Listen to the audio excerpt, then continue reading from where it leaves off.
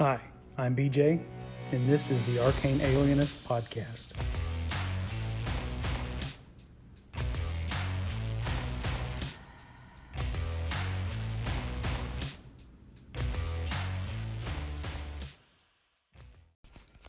So I got quite a few calls to respond to over the last week or so. So this episode will be just going through the calls and that I got. And we're going to start off with a few calls about me talking about Call of Cthulhu, and I got the box set for the starter set for the current edition, and had some calls from Karl Rodriguez about that. But first of all, I got a couple of calls from Jason that were prompted by those previous calls from Karl. So we're all commenting on calls about calls this episode, as well as new calls. It's all calls all the time. Anyway, here we go. Hey, BJ, Jason here, pulling to Norton. I've got 3 minutes left of your podcast, but I couldn't resist. Since Karl called in to talk to Daniel, I figured I would call in to talk to Karl. I'll talk to you too, BJ, but it's interesting that Karl's wife, Amy, is a Hobbesian D&D or Hobbesian role player. And I'll let Karl explain that reference if you guys aren't familiar with it. As far as Call of Cthulhu goes, it's fine. So Alone Again Somewhere in Egypt sounds kind of cool. I'll have to track that product down. I've got the starter set for 7th edition, but honestly, I prefer the older editions. I think 7th edition adds additional complexity that's just not needed. Honestly, the discerning Call of Cthulhu player probably would have backed the 2nd edition Kickstarter a little while ago. That way they'd have a new printed copy of a good clean set of rules, which are almost as good, but not quite as good as Eldritch Tales. As far as the single saving throw mechanic, I think it's just a flavor. I know a lot of you guys like that. I think you can do a lot with the original 5 saving throws as well, using those original 5 saving throws to do different things in the game. The great Dave Aldrich of the now defunct D Percentile podcast had once talked about building a role-playing game all around saving throws just to give it a shot. I think if you look around 2019 October episodes, he'll talk about it around there.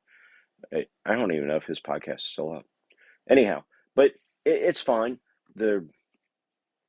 You guys are welcome to like what you like. There's nothing at all wrong with that. And I think the key to the mature game is like you said, just people have to be adults. As long as people are adults and come at the game where they're not going to intentionally abuse it, then you should be able to play a mature game without a problem. Hey, Jason, thanks for the calls. I reached out to Karl with a message through Discord, and he just to see if he wanted to respond to that, and I could have him answer. And he said he had no idea what you're talking about, unless you're talking about Amy just being a very kind of getting into character and her approach to role playing. So I guess the ball's back in your court to tell me what it is you're. Maybe tell us all of us, what you're getting at there, because Karl was not sure what you were asking. Anyway, you're absolutely right. The mature, to play a mature game, you have to be a mature person, and to have a mature approach to handling difficult and uncomfortable topics. Absolutely right there, and. Yeah, saving throws. I guess I need to go look and see what Dave Aldridge was talking about with using those 5 saving throws in different ways. I think they suffer probably from their naming conventions, and there'll be some other calls later in the episode about saving throws. But they're originally intended to save against one thing, the very specific monster or effect in the game when D&D was still, new and young and very small and not very complex. And then they began to apply to different things. You should broaden what those saves are used against beyond just their original names. So I wonder if even keeping those saving throws, but maybe renaming them to better capture the types of effects they save against might be a better choice. Who knows? Let me know what you think about that. Thanks for the calls. And now we've got a response from Karl about Call of Cthulhu. Hey, BJ. In listening back to the messages, I just kind of not super happy with some of the things that I said or didn't say in the message, and I felt like I was I kind of emphasized more, why didn't you ask us to play, instead of what I should have said, and trying to be a better person and less dismissive of people and their excitement and feelings, is, man, I'm super excited that you found Call of Cthulhu and you're excited enough about it to share it with us, and I can't wait to play in a game that you run, or if we ever run Cthulhu, that you join one of our games. So that's super excited that you're excited about this new game that you found. So there you go. That's not an addendum, but an edit of what I left before. So take care, BJ. Hey, Karl, don't worry about it. I took your meaning. I know you were being more encouraging and exciting and supportive. That's how I took your original messages. So don't worry about it. But thanks for being a good guy and clarifying anyway, just to make sure. I appreciate it. Yeah. So hopefully, eventually we'll get some Cthulhu to the to the virtual table, so we can play through that a little bit. Anyway, and I think we'll hear from Karl a little bit later in the show with some other calls. But thanks again, Karl. All right, next we have a couple of calls about my commentary on Paladins. I'm playing a Paladin in a 5th edition game for Ghosts of Salt March, and I mentioned kind of the different oaths and the different variants of Paladins you have in 5th edition. So here's a couple of calls on that topic. Paladins, I like what you said about Paladins. Of course, I don't not have a big desire to play these newer versions, but that said, I think the description you give makes a lot of sense. And if you're gonna, twist the Paladin ethos away from the lawful good in service of their deity thing, the way you described it makes sense and is a decent way to do it, where they're serving that ideal, and it makes more sense than having all these crazy weird variants running around there. It kind of like worlds where you have atheist clerics and things like that. It just doesn't. In the end, it doesn't make a whole lot of sense. Not that I care that as much about sense. I'll throw that ball back to Karl, because Karl's the one that wants his role-playing games to make sense. He doesn't like old games because they don't make sense to him. But anyhow, let me listen to the last 3 minutes of your show. EBJ, Daniel from Bears, keep calling in about Paladins. It's funny you talk about, they don't necessarily have to be lawful and they have their different notes, but I don't know. I mean, I haven't played that much 5e, but I've probably played in, I don't know, a couple dozen games where people had Paladins, and I want to say every single one was a Vengeance Paladin, which I guess is the one that you can do whatever the hell you want, because all you have to be say is, I'm seeking vengeance against people that did bad things, or screwed me over, or whatever. So that seems to be the kind of Paladin that you can just be whatever you want, but like that, there's your loophole right there. But you're right, though. I mean, really, if they do have that vengeance, right? Even in that case, if their thing is to avenge, against all the whatever they might be gnolls that caused havoc, then they're gonna want to go get the gnolls, and the party needs to kind of be on board with that. So even in that case, you're right. Yeah, the party's got to be on board. So that was once again Jason from Nerds RPG Variety Cast, and then Daniel Norton from the Bandits Keep podcast and YouTube channel. Yeah, guys. I think Jason's making a good point about there over the course of D&D, there's lots of different versions of clerics and now paladins, and what's the source of their power? And certain campaign settings have no deities, but yet they retain clerics. Well, where does that power come from? And then there can be atheist clerics and clerics of a given philosophy, and I guess if you can work that into the narrative of a setting, it works. I know my observation, and this isn't just a judgment call, I think it just reflects a changing of our society. As our society becomes more and more secular and fewer people are of a religious bent, I think a lot of players maybe don't have a good reference point for playing a person of faith necessarily. And, they have a reference point for playing a good person, a heroic person, or a person who's committed to a cause, but if you've not been around people who actually have actual faith, maybe it's a little harder to envision or to put the importance of a deity into your cleric's mindset when you're role playing them. I don't know. That's just just a hunch I have. Again, not a value judgment on anybody, good or bad. It's just, again, maybe reflects our changing society. As far as the oaths go, that Vengeance Paladin. When I read that, I read that player, the kind of characters that jump out to me as examples for playing a Vengeance Paladin are Solomon Kane, Batman is probably the obvious one. So these are still characters who fight evil and work to uphold justice, but the Vengeance Paladin is the guy that I'm not nice. I may be heroic, but I'm not necessarily nice. And they're there to punish the wicked. But yeah, it is.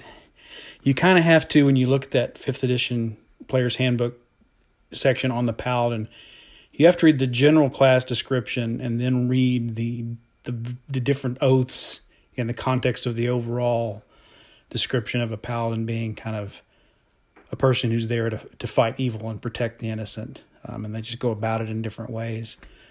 I've seen people try to get away with it. I'm going to play a Vengeance Paladin, which basically means I can run around, fighting anybody who irritates me, who's done any kind of wrong, very heavy-handed justice kind of person, which I guess you could still pull that off, but you have to do it with a delicate touch, I think. Thanks for the calls about Paladins, guys. I appreciate it. Okay, next we have some calls. Again, here we'll hear from Karl and then Daniel about the wondrous, amazing 12-sided die. If you guys are in love with D12s, then you would really like a game out there called Farsight. I feel like it's by Mana Project Studios, that group out of Italy, but it is definitely Italian design. And instead of it's a 5e hack nominally.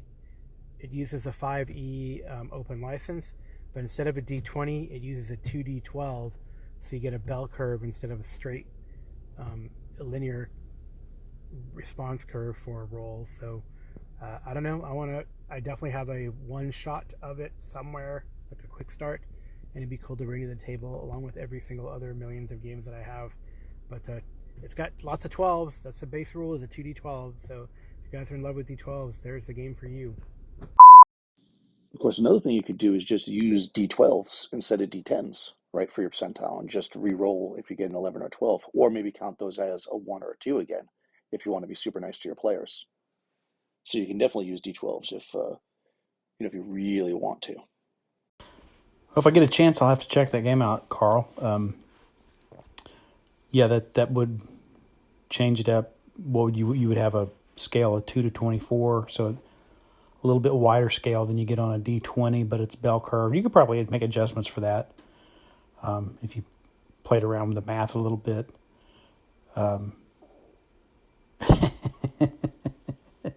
I've been playing backgammon on my phone, trying to learn how to play backgammon, and I was telling my wife kind of, my skills improving a little bit. I'm getting a little bit more savvy playing against the AI.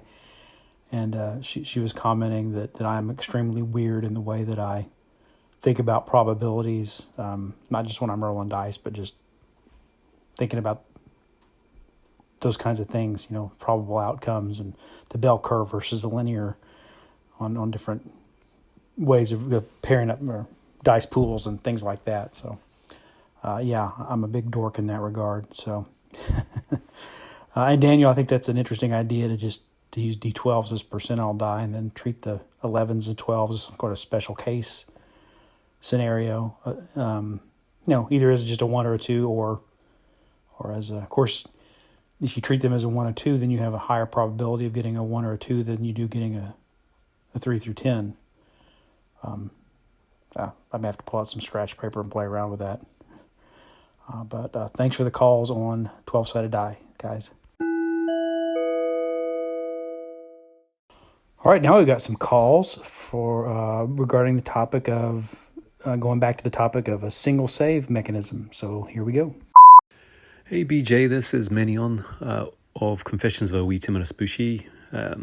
just calling in for your call-in roundup. Ed, I would like to say that I do like the single saving throws of Swords and Wizardry, and I agree that it's a great little mechanism for being able to sort of, I don't know, achieve various tasks. I use it, or I suggested using it as a feat for a feat roll, because obviously it drops down as you go up in levels, and have that for characters to sort of affect the environment when there's no other sort of stat or something that they can use. So as an example, if they want to distract an enemy or gain some kind of advantage, and there's no other mechanism to achieve that, then I would call for a saving throw. Anyway, nice stuff. Talk to you later. Yes, responding to Carl. You're right. It's so funny. I never think of the Astonishing Swordsman as a single save because of the fact that on the character sheet there's 5 or 6 saves listed. I guess that's where your bonuses go, right?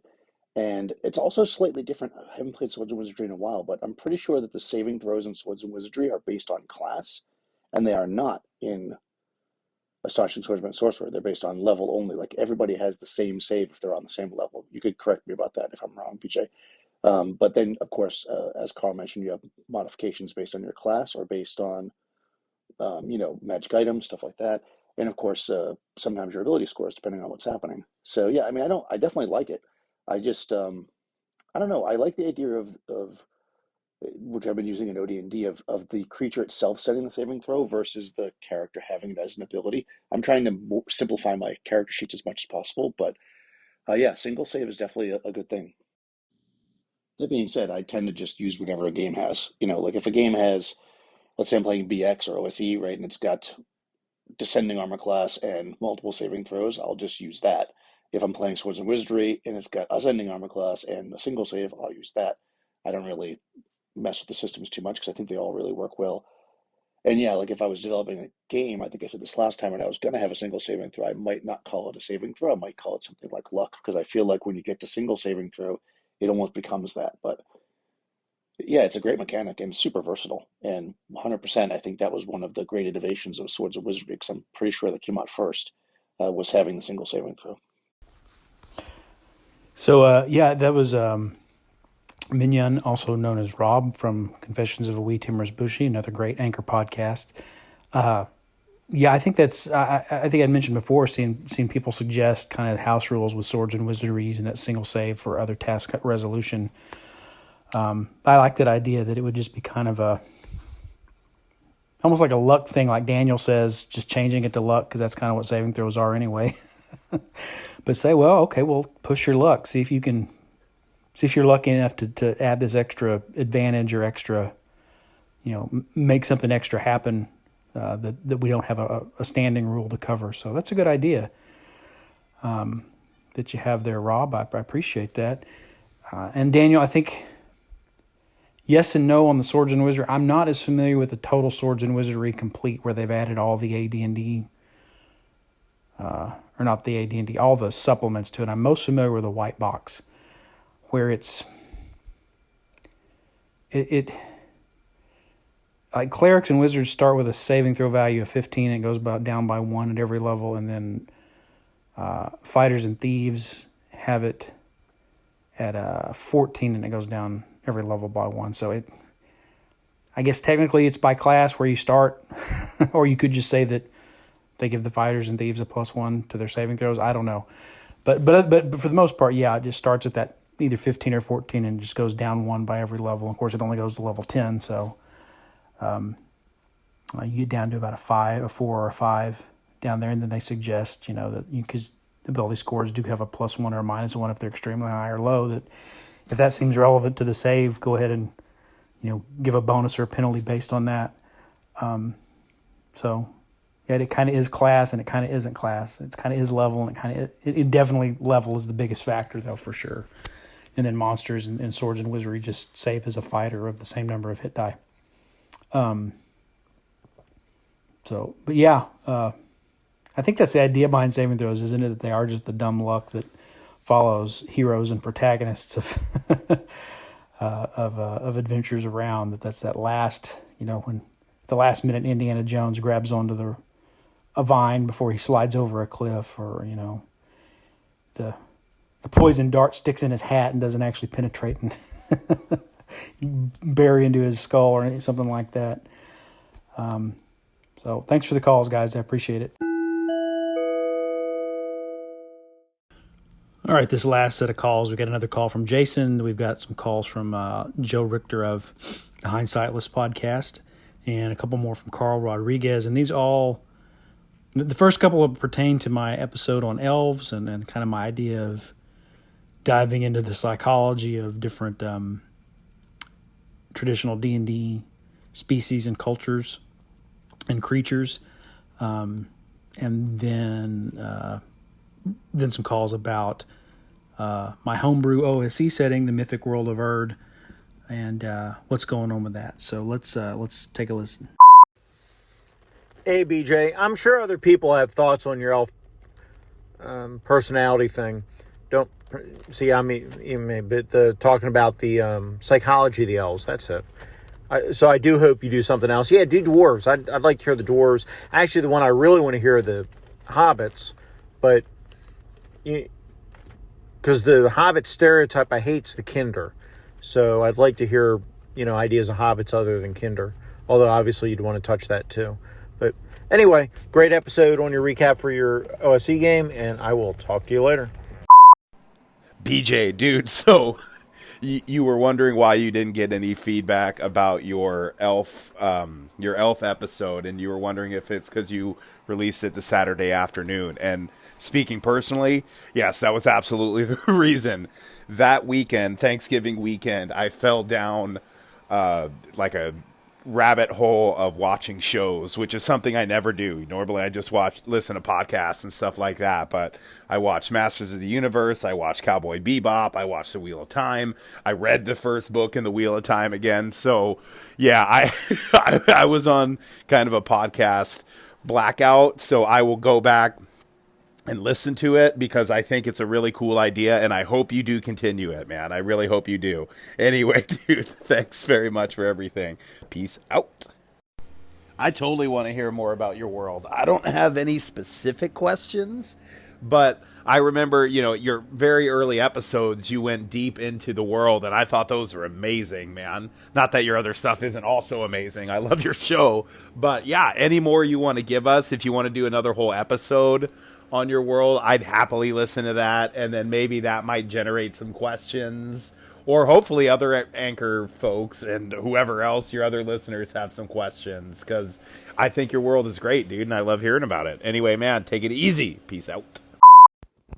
Ghouls are the worst, and BJ, it's kind of cool that you played different types of ghouls, or maybe I understood that, or that you gave ghouls more of an intelligence, and I love that concept. And one of my favorite adventures from Dungeon magazine growing up, I feel it was like Dungeon number 79, but I could be wrong, was this adventure by Wolfgang Bauer that took place in the Underdark called Empire of the Ghouls. And the ghouls were intelligent, right? They still had the same, I guess there were different forms of ghouls. There was like the feral ghoul that we know so well in D&D, but there is these intelligent, organized empire polity of ghouls that existed in the Underdark, and they were ravaging the place. And in Kobold Press, Wolfgang Bauer's company and his Midgard creation, he has implemented this Empire of the Ghouls idea, and there is a kingdom in the world where vampires on the surface and ghouls underneath, and they're planning an alliance, and that's like the heroes need to stop that alliance, or it'll be really bad for the kingdoms adjacent to those political entities. So that's the Empire of the Ghouls adventure path, which I'd love to run, but I don't know, people are afraid, I guess, afraid of me running D&D. I tend to kill people off. Apparently I'm bloodthirsty. So anyway, very cool stuff on your recaps. I love it. I want to do some OSE so bad with the Slave Lord series. Well, thanks for those calls, guys. Yeah, I will, Jason. I will move on and talk about dwarves and halflings and other creatures as well. Thanks for the encouragement. Yeah, I hadn't really thought to mention Kinder when I talk about halflings or hobbits because they're kind of a stand-in. I don't know. I don't think they were originally supposed to be a type of halfling. I think they were just sort of a replacement for halflings. But yeah, they're they're one of those things that I think people misremember Tasselhoff, the of course the iconic character from Dragonlance. He was not really that bad. I recently reread the original trilogy, and he was not nearly as aggravating or mischievous or troublesome as people remember. But what happens is when players want to play a character inspired by him and play a Kinder in Dragonlance, they just remember the goofy over-the-top stuff, and so they just amplify it and ramp it up. And if you want to play that kind of character, whether it's a Kinder or a halfling or any kind of, sticky-fingered, kind of obtuse, naive character, it goes back to the discussion of maturity. You got to play it with just the right touch so that you know how to make it entertaining for everybody without it becoming annoying to everybody, and that can be really hard to do with those kind of characters. So, but I'll make a point when I do talk about halflings to talk about hobbits and also to talk about Kinder and some of the other variants that they've come up in other editions, just to because it is one of the more diverse, I think, types of it's probably had the most variation in its presentation across editions compared to elves and dwarves and gnomes and things like that. So, Joe, yeah, thanks again. I understand I'm kind of behind on some podcasts myself, partially from taking some time off to spend with family over Thanksgiving weekend, and then some guy whose podcast I listened to was raving about the Wheel of Time, and I just realized I had never read it, so I've been trying to read the book and watch the show, and also I'm trying to do Cowboy Bebop as well. And He-Man, I finished He-Man. I'm about halfway through Cowboy Bebop. Just found out today they're not going to renew it, which I think is a shame. It is obviously not.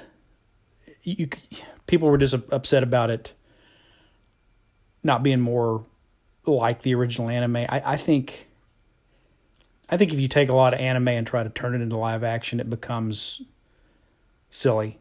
It's not that the anime doesn't have its funny parts and its silly parts, but anime has a style, it has a tone, it has a feel. And I know there's a lot of variation in anime, but when you start putting it into live action, just frame for frame, word for word, it's going to lose a lot. So I think with this current Cowboy Bebop, they chose to rewrite it a little bit, make it a little more kitschy and a little more humorous, purposefully humorous, a little more comedic, purposefully.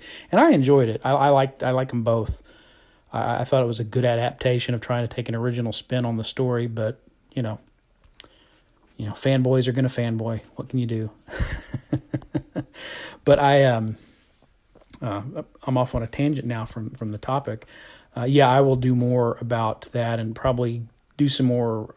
I've been holding off on the world lore, waiting for my players to kind of hit a new corner or a new fragment of the world, which I think they're about to. So it'll be about time to kind of do another episode that kind of takes a deeper look at a piece of the mythology about the underworld, I think, coming up in the near future. So now that I said it, I have to do it. So I'll do it. And Karl, on the ghouls, the players never really bothered to try to talk to the ghouls, so that they didn't behave too intelligently in the 2 or 3 combats we've had. But the idea is for this setting, the mythic world of Erd, is that a ghoul is a corpse that has been animated by being possessed by a demon. So there is a demon in there. They're still ravenous and bloodthirsty because demons just want to destroy things. But probably, if you stopped and were able to talk with one, you could converse with one. They aren't just completely feral and unintelligent or animal-like in their thing. But, we just hadn't had an encounter where anybody tried to talk to a ghoul. They're usually, the ghouls are charging them, wanting to eat them, so they they respond in kind. And that compares with gnolls, which are also a body possessed by a demon, but they're animals, and a demon gets a hold of them and mutates them into a humanoid form. Again, I'm trying to take some of the familiar monsters from BX that are sort of standard D&D monsters and give them sometimes slightly different origins and slightly different roles and different niches, so that there's something unique about each of them. So that sounds a little strange, though, that I would go back to the demon possession for gnolls and ghouls, but I also was kind of inspired that because there's a long-standing association between gnolls and ghouls in Advanced Dungeons and Dragons through Inogu, the demon lord, who is the sort of the patron of gnolls, but also has kind of a relationship with Orcus that also gives him some ties to ghouls. So I kind of reflected that there and that, as well as just, ghouls are acting like ghouls. Gnolls are acting like gnolls. Gnolls are my savage, fierce, humanoids. They're evil because they're possessed by a demon. You don't have to worry about the moral quandaries of killing them the way you might with an orc or a goblin or something like that. That's a little more of an actual person. Anyway, thanks for the calls on that, guys. And I think that's about it for this episode. So I want to thank everybody for listening. I appreciate it, everybody who listens out there. I also want to, again, thank all my callers.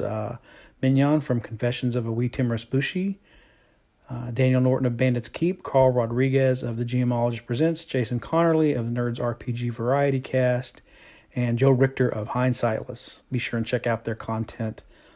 They all have podcasts here on Anchor, and wide range of topics.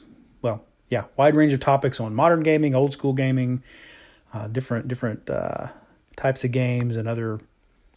We all wander off into other topics from time to time as well, movies and books and comics and television and things like that. All things nerdy. So check out their stuff, and I'll be back in the future with another episode. And that's it for this episode of The Arcane Alienist.